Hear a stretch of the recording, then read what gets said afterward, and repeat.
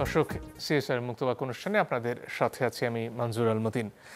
আজকে আমাদের আলোচনা মহামারীর সময়ে রাজনীতি নিয়ে, এবং বিশেষত এই মহামারী নিয়ন্ত্রণে আসলে রাজনৈতিক কর্তৃত্ব কতখানি রয়েছে সে নিয়েও খানিকটা বিতর্ক আপনারা নিশ্চয়ই কদিন আগে জাতীয় সংসদে শুনেছেন। সে আলোচনার আর একটু সবিস্তারিত আমরা আজকে জানবার চেষ্টা করব। তিনজন সংসদ সদস্য রয়েছেন আজকে আমাদের সাথে। স্টুডিওতে আমাদের মধ্যে উপস্থিত রয়েছেন রুমিন ফারহানা এমপি, তিনি আন্তর্জাতিক বিষয়ক সহ সম্পাদক বাংলাদেশ জাতীয়তাবাদী দল বিএনপি। এছাড়াও সরাসরি আমাদের সাথে যুক্ত হয়েছেন শামীম হায়দার পাটোয়ারি এমপি, তিনি প্রেসিডিয়াম সদস্য জাতীয় পার্টি, এবং সেলিম আলতাফ জর্জ এমপি, তিনি সংসদ সদস্য বাংলাদেশ আওয়ামী লীগ। আপনাদের সবাইকে স্বাগত আমাদের এই অনুষ্ঠানে। দর্শক, আলোচনায় যাবার আগে করোনার সবশেষ পরিস্থিতি নিয়ে একটা প্রতিবেদন দেখে নেব।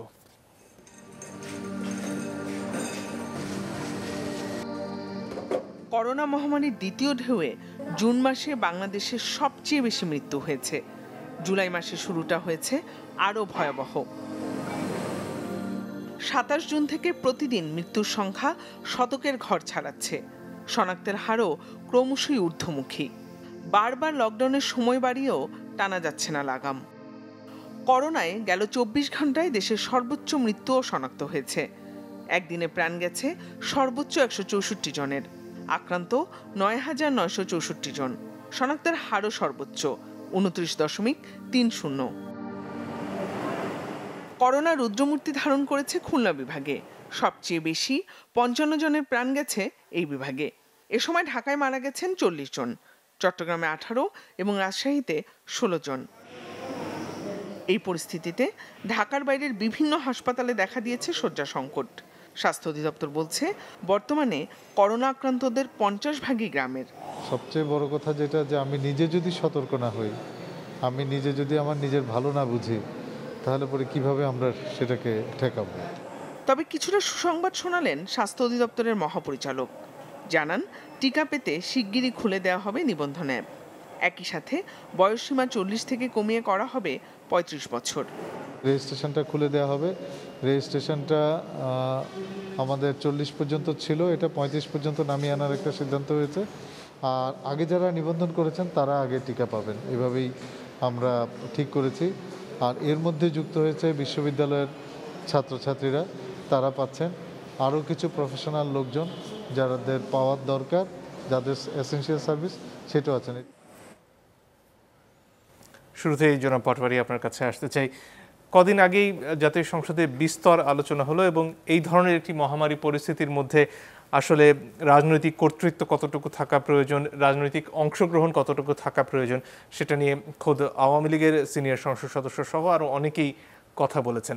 এখন ক্রমাগত পরিস্থিতি খারাপ হচ্ছে, অনেকগুলো জেলাতে অক্সিজেনের সংকটের কারণে মৃত্যুর খবর আমরা পাচ্ছি। এর পাশাপাশি বিভিন্ন জায়গায় হাসপাতালে শয্যার সংকট তো দৃশ্যতই রয়েছে, বিশেষ করে খুলনা বিভাগের অবস্থা যথেষ্ট খারাপ। এই পরিস্থিতিতে একটি রাজনৈতিক ঐক্যমত্য, রাজনৈতিক সক্রিয়তার প্রয়োজন কি আপনি অনুভব করেন? জি, ধন্যবাদ। অবশ্যই ডিসকাশন, আলোচনা, ঐক্যমত ছাড়া এই ধরনের প্যান্ডেমিক পৃথিবীর কোনো দেশ কোনোভাবেই ওভারকাম করতে পারেনি, পারবে না। দেখুন, প্যান্ডেমিক শব্দের প্রথমের বাংলা ছিল মহামারী। দীর্ঘদিন পর্যন্ত মহামারী চলেছে। কিছুদিন পর অনেকে ভেবেছে এটা মহামারী না, এটা হবে অতিমারী। অর্থাৎ অতিমারী শব্দটা আমাদের ডিকশনারি থেকে হারিয়ে গিয়েছিল। এরকম একটি বিপর্যয় আমরা ফেস করছি, সেখানে রাষ্ট্রের, সরকারের ন্যূনতম ভুল করার সুযোগ নেই। হ্যাঁ, এই কথা অস্বীকার করা যাবে না, পৃথিবীর অনেক দেশের তুলনায় আমরা ভালো ছিলাম। পৃথিবীর অনেক দেশের তুলনায় আমাদের অ্যাফেক্টেড কম ছিল। পৃথিবীর অনেক দেশের তুলনায় আমাদের মৃত্যুর হার কম ছিল। বাট এই নিউ ভ্যারিয়েন্টটা আসার পরে ন্যাচারালি আমরা শঙ্কিত, আতঙ্কিত। এবং এই আতঙ্কিত এবং শঙ্কিত হওয়াটাই আমাদের স্বাভাবিক, যদি আমরা দেশকে ভালোবাসি, যদি আমরা দেশের মানুষকে ভালোবাসি। সেক্ষেত্রে আমাদের কি করা উচিত? প্রথমেই হলো ডিসকাশন, ডিসকাশন, ডিসকাশন। সেকেন্ড হচ্ছে প্রায়োরিটি, প্রায়োরিটি, প্রায়োরিটি। এবং আমরা প্রথম থেকেই বলে আসছিলাম, আমাদের প্রায়োরিটি সবসময়ই হওয়া উচিত ছিল ভ্যাকসিন, ভ্যাকসিন, ভ্যাকসিন। এবং সেক্ষেত্রে মাননীয় প্রধানমন্ত্রী অসাধারণ একটা সূচনা করেছিলেন। প্রাথমিক পর্যায়ে পৃথিবীর অনেক দেশের তুলনায় আমরা ভ্যাকসিন পেয়েছিলাম, কিন্তু আমরা সমস্ত ডিম একটা ঝুড়িতে রাখার কারণে সেই ঝুড়িটা যখন সাময়িকভাবে ভেঙে গেছে, আমাদের ভ্যাকসিনের দরজাটা কিছুদিনের জন্য বন্ধ হয়ে গিয়েছিল। তার থেকে বড় একটা অন্যায় এদেশে হয়েছে। বঙ্গভ্যাক্স নামে একটি ভ্যাকসিন বাংলাদেশেরই গ্লোব ফার্মাসিউটিক্যালস তারা আবিষ্কার করেছে। এর কার্যকারিতা 10% বেশি হতে পারে, 10% কম হতে পারে, কিন্তু 8 মাস এই টিকাকে কোনো ক্লিনিক্যাল ট্রায়ালের সুযোগ দেওয়া হয়নি। যদি 8 মাস আগে বঙ্গভ্যাক্সকে ক্লিনিক্যাল ট্রায়ালের সুযোগ দেওয়া হতো, হয়তোবা বাইডেন বাংলাদেশেই 5-6 কোটি টিকা বঙ্গভ্যাক্স তৈরি করতে পারতো, হয়তোবা। এটা বলা হয়েছে যে ক্লিনিক্যাল ট্রায়ালের যে শর্তগুলো সেগুলো তারা পূরণ করতে পারেননি, সে কারণেই সময়টা লেগেছে। এটা 8 মাস পরে বলা হচ্ছে, এবং যখন ভারত থেকে ভ্যাকসিন পাওয়া গেল না তখন বঙ্গভ্যাক্সকে পারমিশন দেওয়া হয়েছে ক্লিনিক্যাল ট্রায়াল। এর মধ্যে আমি আইনজীবী হিসেবে একটা জোশগুলো দেখতে পারি, যখন অন্য সোর্সগুলো অ্যাভেলেবল হলো না তখন লোকাল সোর্সের উপর সরকার ব্যাক করলো। বাট আমি সেটা বলবো না, আমি বলবো 5টা সোর্সই কম বেশি আমাদের প্রথম থেকে ইউজ করা উচিত ছিল। তাহলে আমরা বাইডেন 5 কোটি আমরা ভ্যাকসিন হয়ে যেতাম। এবং সাউথ এশিয়ার মধ্যে একমাত্র আফগানিস্তান বাদ দিলে বাংলাদেশের ভ্যাকসিন পার্সেন্টেজ সবচেয়ে লোয়েস্ট। যে দেশ থেকে বছরে 7 লক্ষ লোক বিদেশে যায়, যে দেশের 81 লক্ষ লোক বিদেশে থাকে, হিউজলি গ্লোবালাইজড একটা কান্ট্রির মধ্যে বাংলাদেশ একটা, ওয়েল কানেক্টেড ওয়ার্ল্ড ওয়াইড। আমাদের এখানে ভ্যাকসিন কম হলে এটা আমাদের বিভিন্ন সেক্টরে ইম্প্যাক্ট ফেলছে। ভ্যাকসিন কম থাকার কারণে আমাদের লকডাউন বাড়াতে হবে, কিন্তু বাংলাদেশ কি একদিনের লকডাউন এফোর্ড করতে পারে? আমাদের 4 কোটি অ্যাডমিটেডলি দরিদ্র অতি দরিদ্র, তার সাথে যুক্ত হচ্ছে 2 কোটি অতি দরিদ্র, যুক্ত হয়ে গেছে, পাইপলাইনে আছে আরো 2 কোটি, 8 কোটি দরিদ্র হবে বাংলাদেশে 1 মাসের মধ্যে। এটা সরকারি অ্যাডমিটেড সিচুয়েশন। 8 কোটি লোককে লকডাউনে রাখা মানে 8 কোটি লোকের দিনে ন্যূনতম 100 টাকা করে দিতে হবে, ন্যূনতম। আমরা কি 8 দিনে 800 কোটি টাকা, প্রতিদিন 800 কোটি টাকা দিতে পারবো? বা দিতে পারবো, কিন্তু দেওয়া হবে না, আমি জানি, টাকাটা অন্যদিকে চলে যাবে। সো আমাদের এখন এই লকডাউন বাড়ার মূল কারণ হচ্ছে অনেকগুলো কারণের মধ্যে যে আমরা প্রপার ভ্যাকসিনেট পারিনি। কেন পারিনি? যেটা আমি বললাম, আমাদের একটা ডিপ্লোমেসিতে আমরা সূচনা খুব ভালো করেছিলাম, কিন্তু আমরা কন্টিনিউশনটা রাখতে পারিনি। এখন আমরা চাই কোনো অবস্থাতেই ভ্যাকসিনে যেন আর কোনো ডিফেক্ট না থাকে, আর কোনো ভুল যেন না হয়। সেকেন্ডলি আসেন, ভ্যাকসিনের পাশাপাশি আমরা হ্যান্ড স্যানিটাইজার দিতে পারতাম মানুষকে, মাস্ক দিতে পারতাম, সাবান দিতে পারতাম। আমরা এগুলোর কোনো রিফ্লেকশন কিন্তু দেখতে পাইনি। আমরা 15 মাস ধরেই বলে আসছি যে স্বাস্থ্যক্ষেত্রে আপনি এই স্যানিটাইজেশন দেন, মাস্ক দেন, সাবান দেন, উপজেলা পর্যায়ে নজেল অক্সিজেনের ব্যবস্থা করে দেন, জেলা পর্যায়ে নজেল অক্সিজেনের ব্যবস্থা করে দেন হাই ফ্লো, তাহলে মানুষটা ঢাকামুখী হবে না। হাসপাতাল থেকেই তো করোনা বেশি ছড়াচ্ছে, কারণ মানুষ সব সেখানে ভিড় করছে। যখন এক জায়গায় অনেক ভিড় করছে, সেই জায়গাটা আস্তে আস্তে পুরোটাই এফেক্ট হয়ে যাচ্ছে। এর পাশাপাশি আমাদের প্রাইভেট হসপিটালে যারা যাচ্ছে তারা অর্থনৈতিকভাবে পঙ্গু হয়ে যাচ্ছে কমপ্লিটলি, সামান্য অক্সিজেনের জন্য। এই অক্সিজেনটা জোগাড় করা, ম্যানেজ করা 15 মাসও সম্ভব হয়নি। সরকারের ভিতরে সরকার আছে, মাননীয় প্রধানমন্ত্রী নিজে বলেছেন জেলা পর্যায়ে অক্সিজেন করো। এখনো 32টা জেলায় আমাদের হাইফুল অক্সিজেন নাই।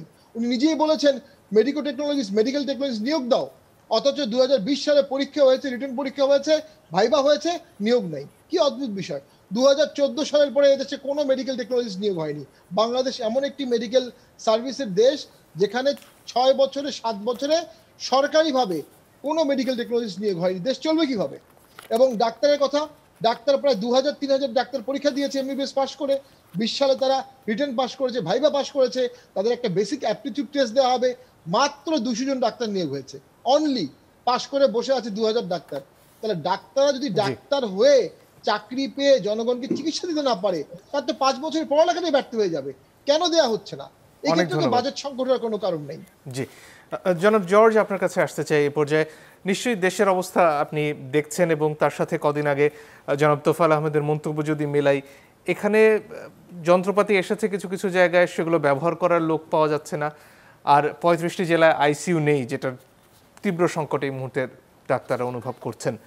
এই অবস্থায় এই যে একদিকে আওয়ামী লীগ নিজেও এই গোটা প্রক্রিয়া থেকে, আওয়ামী লীগের অন্তত কয়েকজন সিনিয়র নেতা মনে করছেন যে তারা এই প্রক্রিয়া থেকে দূরে থেকে গেছেন এই অতিমারি নিয়ন্ত্রণের ক্ষেত্রে, অন্যান্য রাজনৈতিক দলের কথা বাদই দিলাম। এভাবে শুধুমাত্র আমলা নির্ভর হয়ে কি এই ধরনের একটা পরিস্থিতি মোকাবেলা করা সম্ভব বলে আপনি মনে করেন?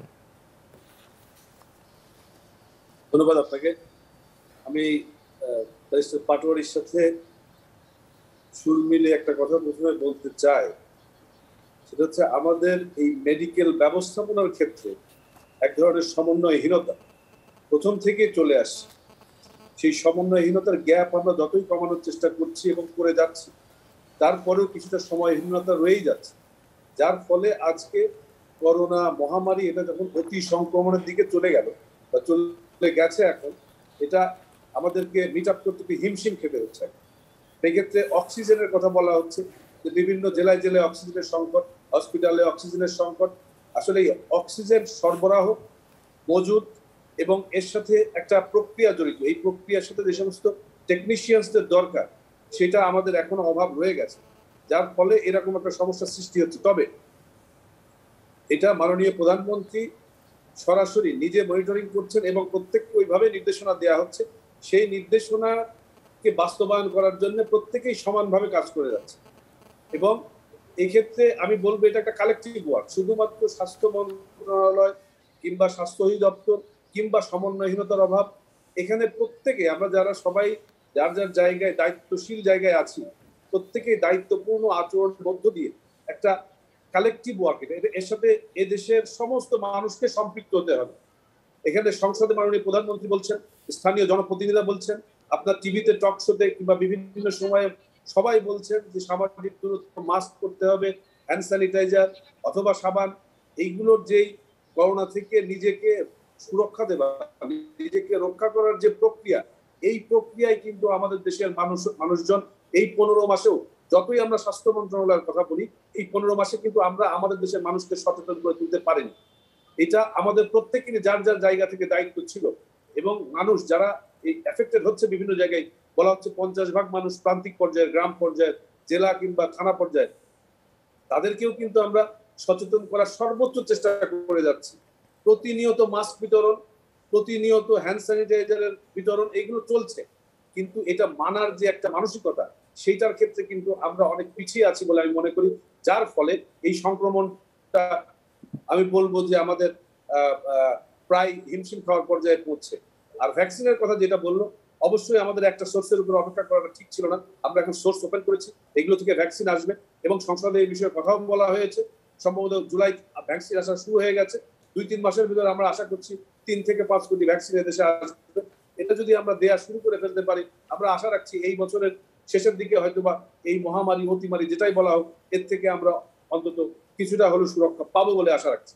আর যেটা আপনি বললেন যে এই প্রশ্নের ভিতরে আরেকটা বললেন, সংসদে আমাদের শ্রদ্ধেয় নেতা জনাব তোফায়েল আহমেদ যেটা বলেছেন, রাজনীতি কি আমলা নির্ভর হয়ে পড়ছে কিনা, কিংবা এই বিষয়ে অন্যান্য নেতারা যে সমস্ত বক্তৃতা বিবৃতি দিয়েছেন, আমার পক্ষে আমি বাংলাদেশ আওয়ামী লীগের সংসদ সদস্য, আমি বাংলাদেশ আওয়ামী যুবলীগের প্রেসিডিয়াম সদস্য। আমাদের সিনিয়র লিডার্সরা, বাংলাদেশ আওয়ামী লীগের সিনিয়র লিডার্সরা এ বিষয়ে বক্তব্য অলরেডি প্রদান করেছে। কিছুদিন আগেই জনাব মাহবুব আলম হানিফ চ্যানেল 24 এই বিষয়ে একটা বিস্তারিত ব্যাখ্যা দিয়েছেন। আমি কয়েকদিন আগেই দেখলাম বাংলাদেশ প্রতিদিনে আমাদের আরেকজন প্রভাবশালী নেতা, যুগ্ম সাধারণ সম্পাদক জনাব বাহাউদ্দিন নাসির, উনিও এই বিষয়ে একটা বিবৃতি দিয়েছেন।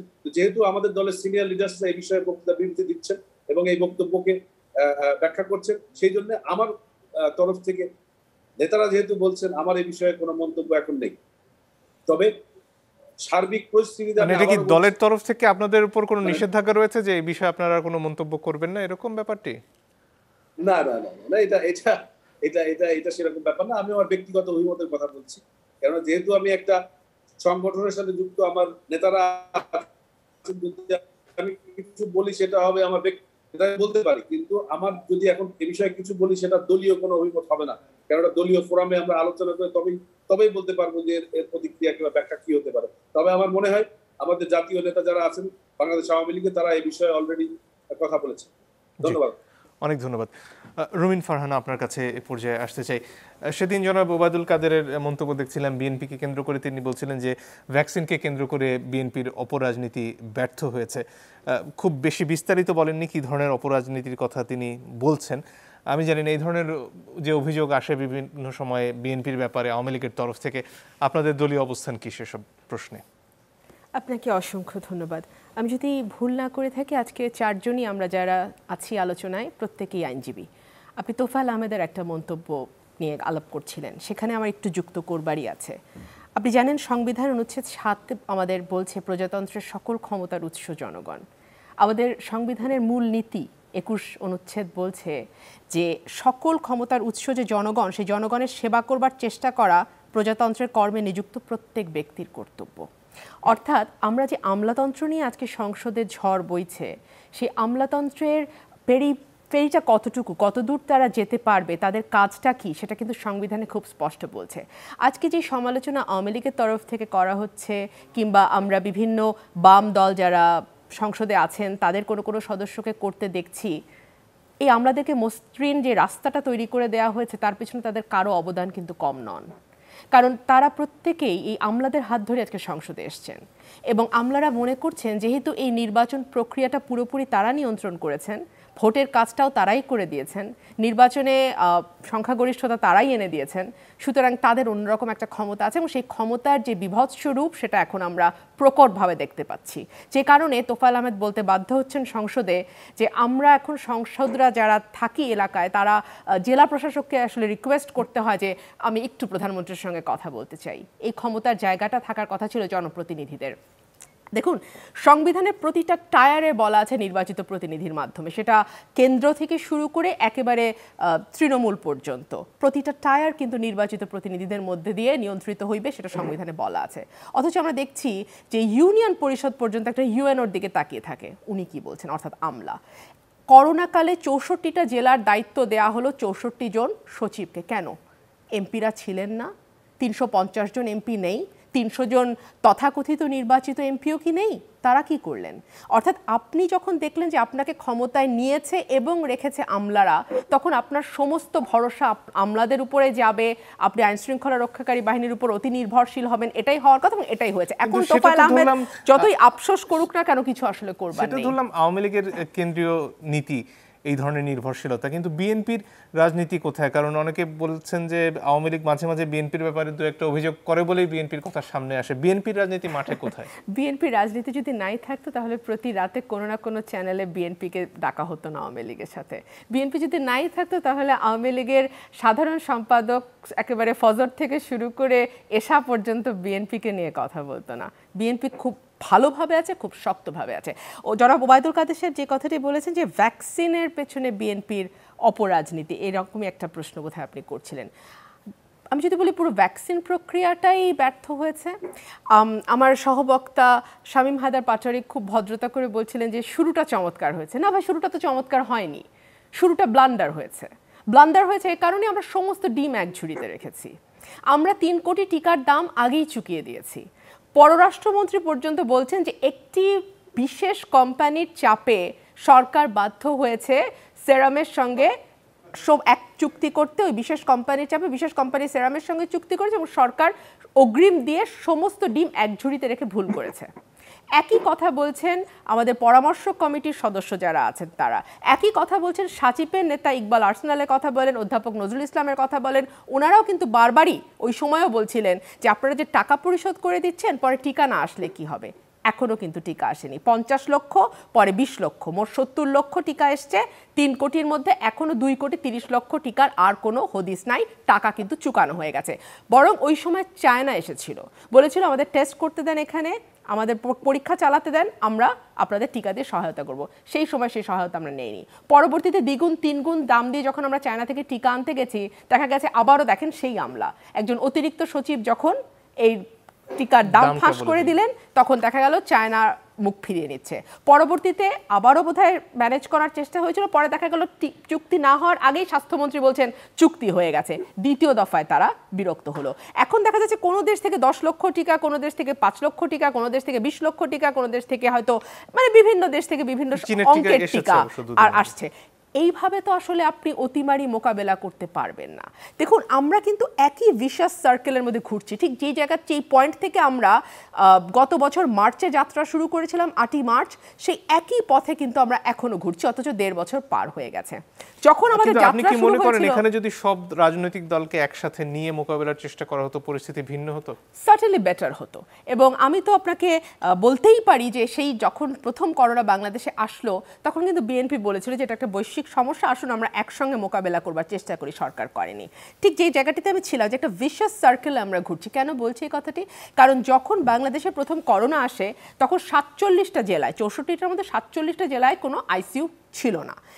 বারবার প্রধানমন্ত্রীর নির্দেশনা এবং বারবার তার সাবধানবাণী দেবার পরে এখনও 37টা জেলাতে আইসিইউ নেই। অর্থাৎ মাত্র 10টা নতুন জেলা যুক্ত হয়েছে আইসিইউর তালিকাতে। হাই ফ্লো নেজাল ক্যানোলা, একটার দাম 4 থেকে 5 লক্ষ টাকা ভাই, সেটাই বাংলাদেশে আছে মাত্র 1670টা। আমাদের যে 6 লক্ষ কোটি টাকার ওপরে বাজেটের গর্ব আমরা করছি, আমরা এখন শ্রীলঙ্কাকে 20,000 কোটি ডলার ধার দিচ্ছি, আমরা এখন উন্নত উন্নয়নশীল দেশের দিকে রওনা হয়েছি, আমাদের প্রবৃদ্ধির গর্ব আমরা করি, আমাদের মাথাপিছু আয়ের গর্ব আমরা করি, মাথাপিছু আয় আমরা ভারতকেই ছাড়িয়ে গেছি। আমাদের মাত্র 1670টা হাইফ্লোনেজাল ক্যানোলা নিয়ে কেন এই অতিমারির সাথে ঝুঁজতে হচ্ছে? এক একটা ক্যানোলার দাম মাত্র 4 থেকে 5 লক্ষ টাকা। আপনি যদি আরো 200, 250, 2000 আনেন, আপনি দেখেন তো কত টাকা আসে। তার সাথে সেগুলো যারা চালাবেন সেই দক্ষ অর্থনীতির যে দাবি আমরা সেটা তো কিছুই না। প্রয়োজন হবে। জি, অনেক ধন্যবাদ। একটা বিরতির সময় হয়ে গেছে, দর্শক একটু পরে ফিরে আসবো, সঙ্গে থাকবেন আশা করি।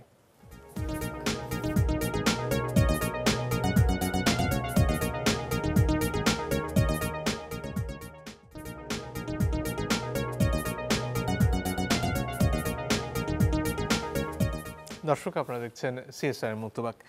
ফিরে আসি জনাব পাটোয়ারি, আপনার কাছে। নিশ্চয়ই আপনি শুনছিলেন এতক্ষণের আলোচনা। এখন যে অবস্থায় আমরা দাঁড়িয়ে রয়েছি, সেখানে অতীতে যা হয়েছে সেটা যদি বাদও দেই, যেহেতু বিরাট একটা সংকটের মধ্যে এই মুহূর্তে আমরা পড়ে গেছি, আপনাদের তিনজনের কথা থেকে সেটা স্পষ্ট নিশ্চয়ই। এই মুহূর্তে রাজনৈতিক দলগুলোর কিছু করার রয়েছে একসাথে হয়ে? জি ধন্যবাদ। অবশ্যই রাজনীতিবিদ কখনো নিষ্ক্রিয় থাকার জন্য রাজনীতি করে না, প্রত্যেক রাজনীতিবিদই সক্রিয় থাকতে চায়। এখন ইলেক্টেড এমপি হয়ে, ইলেক্টেড উপজেলা চেয়ারম্যান হয়ে বা মন্ত্রী হয়ে যখন কোনো রাজনীতিবিদ তার আশানুরূপ কাজ করতে পারে না, কাজ করার মতো রিসোর্স অ্যালোকেশন পায় না, তখন তারা ফ্রাস্ট্রেশনে ভোগে। এটা অনেক ক্ষেত্রে বাংলাদেশে হচ্ছে। আমরা পত্রিকায় দেখেছি একটা আর্টিকেল লেখা হয়েছিল, আমলা দেশে কামলা রাজনীতিবিদ, এবং সেই আর্টিকেলে বানি ইয়াসমিন হাসি একটা চমৎকার আর্টিকেল লিখেছিলেন। সেখানে উনি নাম না প্রকাশ শর্তে কয়েকজন মন্ত্রী বলেছেন, মন্ত্রণালয় চালাচ্ছে সচিবরা, আমরা শুধু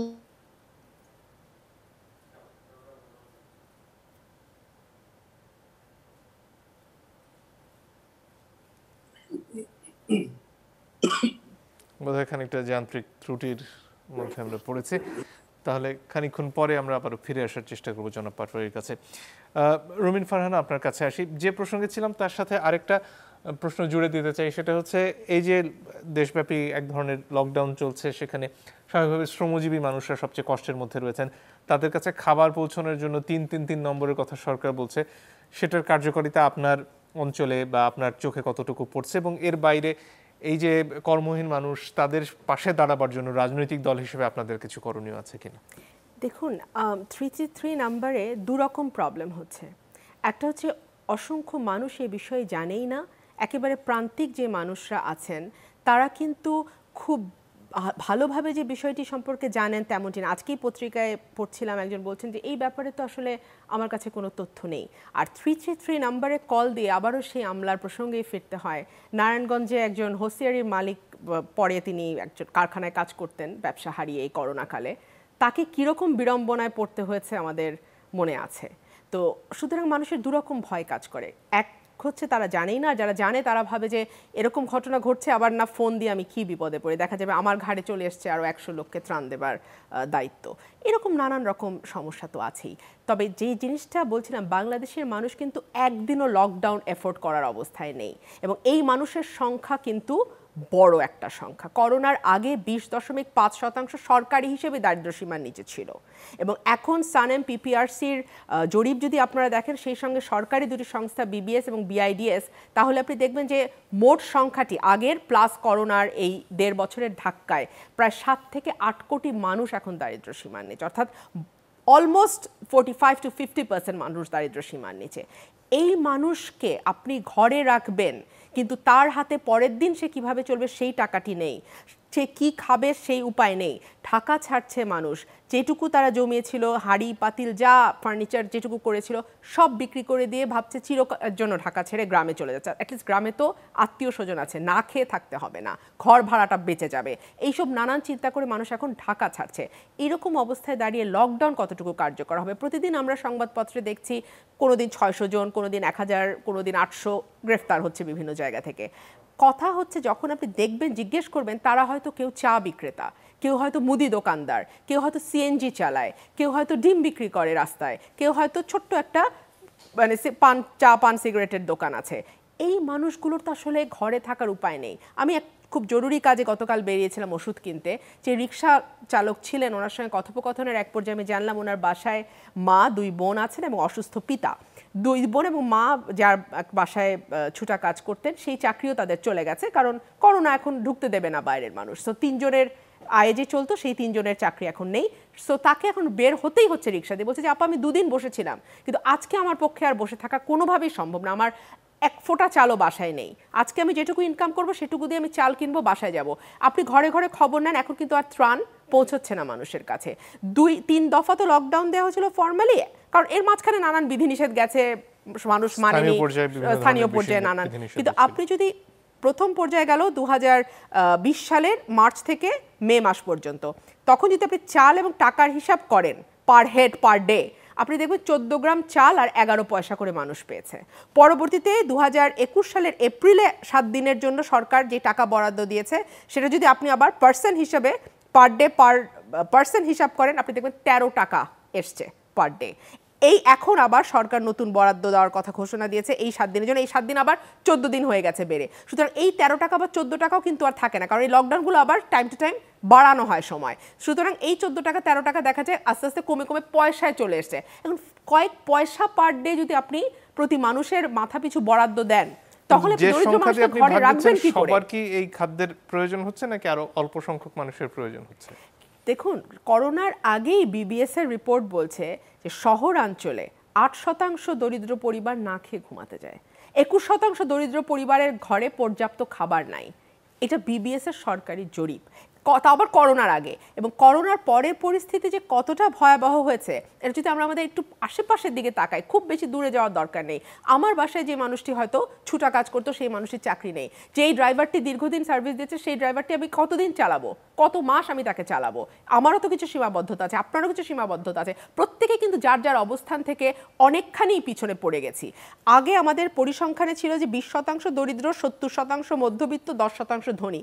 পুরো স্ট্রাকচার বদলে গিয়ে এখন মিনিমাম আপনার 40% দরিদ্র, 50% মধ্যবিত্ত আর 10% সেই ধনী আছে।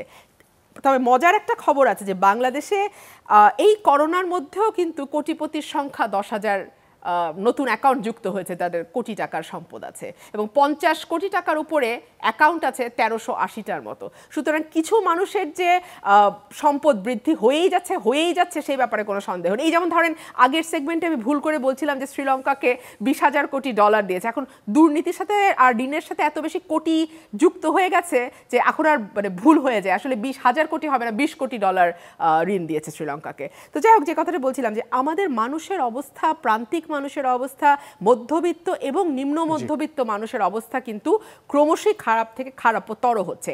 আমি এখানে যেটা সরকারকে সাজেস্ট করতে চাই যে মানুষকে খাদ্য সহায়তা দেওয়ার পাশাপাশি ক্যাশ দিতে হবে। ক্যাশ, আমরা ইউনিভার্সাল বেসিক ইনকাম নিয়ে কিন্তু সারা পৃথিবীতে আলাপ হচ্ছে। আমাদের মতন যাদের পার capital income, for example Bharat বা উগান্ডা বা কেনিয়া, তারা কিন্তু অনেক আগে থেকে ইউনিভার্সাল বেসিক ইনকাম নিয়ে কাজ করছে এবং এই ব্যাপারে তারা রিসার্চ করছে এবং দেখছে যে সবচেয়ে বেশি ব্যবসা বাণিজ্যের সমৃদ্ধি বলেন, ইকোনমিক গ্রোথ বলেন, ইউনিভার্সাল বেসিক ইনকামটা যদি চালু করা যায়, মানুষের হাতে হাতে যদি টাকা পৌঁছানো যায়, এর চেয়ে ভালো আর কিছু হতে পারে না। তো আমরা যদি এখন সবার হাতে নাও পারি, 17 কোটি মানুষের হাতে দরকার নেই, আপনি 8 কোটি 7 কোটি মানুষ যারা একেবারে প্রান্তিক পর্যায়ে আছে, দারিদ্র্য সীমার নিচে আছে, তাদের হাতে আপনি কিছু টাকা পৌঁছে দিন। এই টাকা তারা তাদের ইচ্ছে মতো খরচ করবে, এটার হিসাব নেওয়ার দরকার নেই যে তারা এটা আসলে কোথায় খরচ করলো, তাদের হাতে টাকা দিন। জনাব জর্জ, আপনার কাছে আসে এই প্রসঙ্গ ধরে বেশ কয়েকজন অর্থনীতিবিদও বলেছিলেন যদি সাধারণ মানুষের হাতে টাকা পৌঁছানো যায় তাহলে গোটা ব্যবস্থার মধ্যেই আসলে এক ধরনের রক্ত সঞ্চালন ঘটবে এই টাকার মাধ্যমে, এবং এতে করে অন্যান্য ক্ষুদ্র ব্যবসায়ীরা যারা রয়েছেন সেখান থেকে শুরু করে বড় বড় যারা ব্যবসায়ী সবাই উপকৃত হবেন এই অর্থের চালানের কারণে। সে ধরনের যেসব উদ্যোগ দেখা গিয়েছিল তার অনেক টাকায় অব্যয়িত থেকে গেছে। এর বাইরেও যে ধরনের ত্রাণের কথা বলা হয় তার পুরোটাও আসলে সেই সময়ের মধ্যে দেয়া হয়ে ওঠেনি এখন পর্যন্ত, এবং সরকারের তরফ থেকে যদিও এই ক্ষেত্রে সর্বোচ্চ চেষ্টার কথা বলা হয়েছে, অনেক ক্ষেত্রে সরকারি দলীয় সংসদ সদস্যরা বলেছেন যে এই ক্ষেত্রে তাদেরকে জড়িত না করায়, স্থানীয় যারা জনপ্রতিনিধি রয়েছেন তাদেরকে জড়িত না করায় এই গোটা প্রক্রিয়াটাই আসলে গতি পায়নি। আপনি কিভাবে দেখবেন এটাকে? আসলে যেভাবে আপনি বলছেন সেটা সেরকম নয়, আর উনিন ফারহানা যেভাবে বললেন ঘটনা কিন্তু সেরকমও নয়। বিষয়টা আমি একটু ব্যাখ্যা করে বলি। রুমিন ফারহানা প্রান্তিক পর্যায়ের মানুষের কতজনের সাথে ওনার যাওয়া আসা চলাফেরা আছে এই বিষয়ে আমি সন্দেহ রাখি, কারণ উনি যেভাবে পরিসংখ্যান তথ্য উপাত্ত উপস্থাপন করছেন, এটা ঢাকায় বসে বিভিন্ন সংস্থার তথ্য উপাত্তের ভিত্তিতে উনি বলছেন। উনি ওনার এলাকায় প্রান্তিক পর্যায়ে কতবার গিয়েছেন আমার ঠিক মনে হয় না ওনার কথাবার্তা ধরে। কেননা সমস্ত প্রান্তিক পর্যায়ের মানুষকে প্রণোদনা দেওয়ার মাধ্যমে এবং অর্থনৈতিকভাবে তাদেরকে টাকা দেওয়ার মাধ্যমে এই দুরবস্থা থেকে মুক্তির একটা পথ সরকার প্রথম থেকে চেষ্টা করে আসছে। 1 কোটি মানুষকে 10 কেজি করে চাল ঈদের আগেই দেওয়া হবে। আমরা 450 টাকা করে 2500 টাকা করে অর্থনৈতিক সুযোগ সুবিধা সব দিয়ে আসছি এবং বলছেন জনপ্রতিনিধিদের সম্পৃক্ত করা। অবশ্যই জনপ্রতিনিধি সবাই সম্পৃক্ত। এখানে একটা কমিটি আছে, এই কমিটিতে প্রশাসন আছে, এই কমিটিতে আপনার জনপ্রতিনিধি আছে, এই কমিটিতে অন্যান্য সমস্ত সেক্টরের মানুষগুলো সবাই জড়িত। সবার মাধ্যমে এই সমস্ত ভালনারেবল সেক্টরের মানুষকে চিহ্নিত করা হচ্ছে এবং তাদের কাছে যথাসময়ে এই সমস্ত ত্রাণ সহ প্রধানমন্ত্রী। কিন্তু জনাব জর্জ, সরকারি হিসেবেই তো বলছে যে টাকা বরাদ্দ করা হয়েছিল তার সিংহভাগ অব্যয়িত থেকে গেছে গত অর্থ বছরে, তাহলে সেটার থেকে আমরা কি বুঝবো? সিংহভাগ অব্যয়িত থেকে গেছে এই কারণেই, কেননা আমাদের এই সমস্ত সিস্টেম ডেভেলপ করা হয়েছে। অনেক ক্ষেত্রে মোবাইল ফোনের বিভ্রাট, অনেক ক্ষেত্রে নামের বিভ্রাট, অনেক ক্ষেত্রে এই ধরনের যে কমপ্লিকেশন গুলো রয়ে গেছে সেই কারণেই ওইগুলো অব্যয়িত রয়ে গেছে।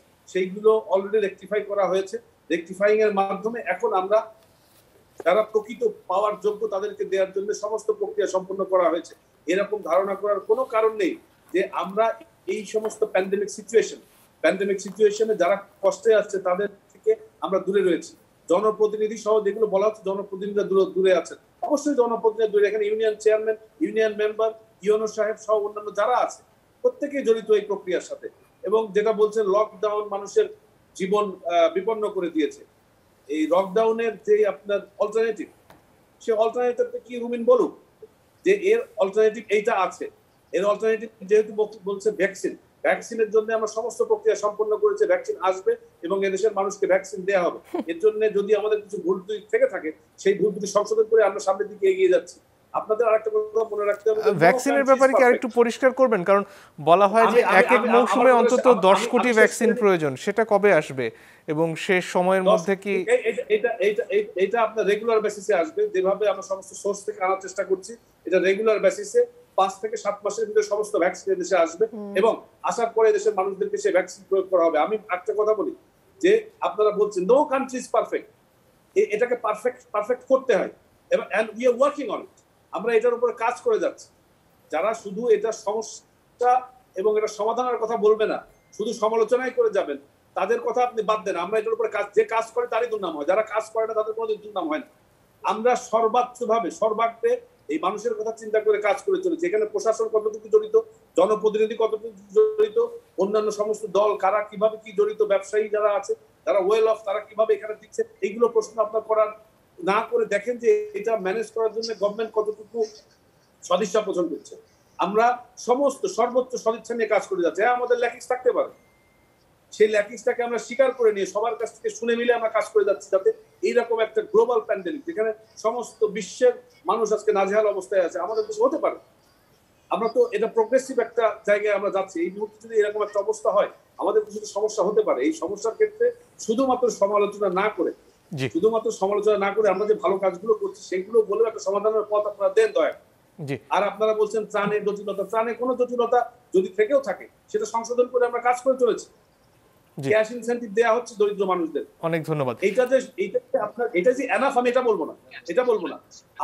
আমাদের সমস্যা আছে, কিন্তু সমস্যাটা সংশোধন করে আমরা এগিয়ে চলছি।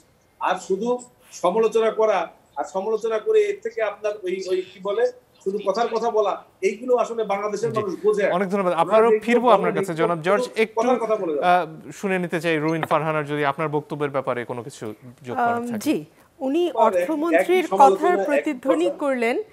অর্থমন্ত্রীর কথায় তাও এটুকু স্পষ্ট ছিল উনি বিআইডিএস এবং বিবিএস অর্থাৎ সরকারি সংস্থা ছাড়া অন্য কোনো সংস্থাটা উনি মানবেন না, অর্থাৎ সানেম বা ব্র্যাকের জরিপ উনি মানবেন না। কিন্তু আমার বন্ধু তো দেখলাম উনি বোধহয় বিআইডি, আমি তো শেষ করি, আপনার সময় আমি কথা বলিনি জজ সাহেব, উনি বোধহয় বিআইডিএস বা বিবিএসও মানতে রাজি না। তো আমি অর্থমন্ত্রীর কথার উত্তর দেই। অর্থমন্ত্রী বলছেন উনি নতুন দরিদ্র মানেন না, বিআইডিএস বলছে গত বছর জুন অর্থাৎ 2020 সালের জুনে নতুন করে 1,65,00,000 মানুষ দারিদ্র্যসীমা নিচে গেছে, বিআইডিএস এর রিপোর্ট।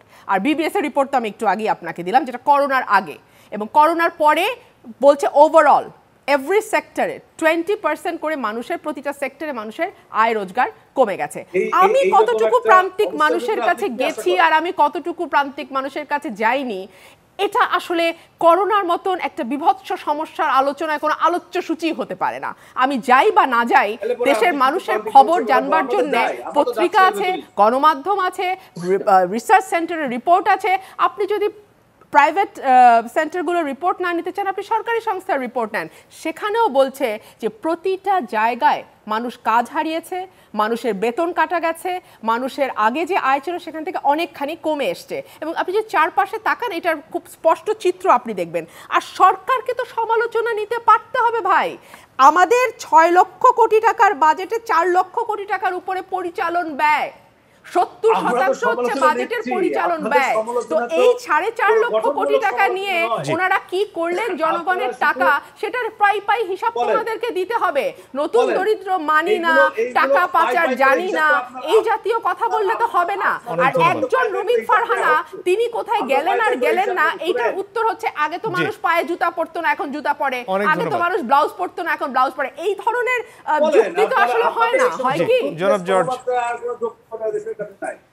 জি জনাব জর্জ, আপনার যদি আর কিছু যোগ করার থাকে। না, ওনারা যেগুলো বলেন আসলে এগুলো কথার কথা শুধু বলেন। এই করোনাকালীন সময় অবশ্যই বেতন কাটা যাচ্ছে, মানুষের কর্ম হারাচ্ছে, আমরা এটা অ্যাকসেপ্ট করি। কারণ এই সিচুয়েশন এর থেকে বেটার কোনো কিছু হবে না। আপনি বিশ্বের বিভিন্ন দেশে দেখতে পারেন, উন্নত বিশ্ব তারাও হিমশিম খাচ্ছে, তাদেরও বেতন কাটছাট করা হচ্ছে, তাদের মানুষেরও কর্মসংস্থান থেকে তারা দূরে সরে যাচ্ছে। এইখান থেকে এমন তো না যে এটা আমরা নিজেরা করেছি, এটা গ্লোবাল ডিজাস্টার, প্রত্যেককেই এর ফল ভোগ করতে হচ্ছে। আমরা সদিচ্ছানে কাজ করে যাচ্ছি, ওনারা শুধু কথার যেটা আমি আপনাকে বলি শুনেন, যখন এদেশে প্রথম ভ্যাকসিন আসে তখন ওনারা দল থেকে কিন্তু বলেছিলেন যে এই ভ্যাকসিন কার্যকর হবে না, ইন্ডিয়ার ভ্যাকসিন, আমরা ভ্যাকসিন দেবো না। ওনারা কিন্তু ভ্যাকসিনের রেজিস্ট্রেশনও করেননি ওই সময়, মানুষকে নিরুৎসাহিত করেছেন বিভিন্ন ভাবে, যত রকমের ভাবে করা যায় ওনারা কিন্তু করে চলেছেন।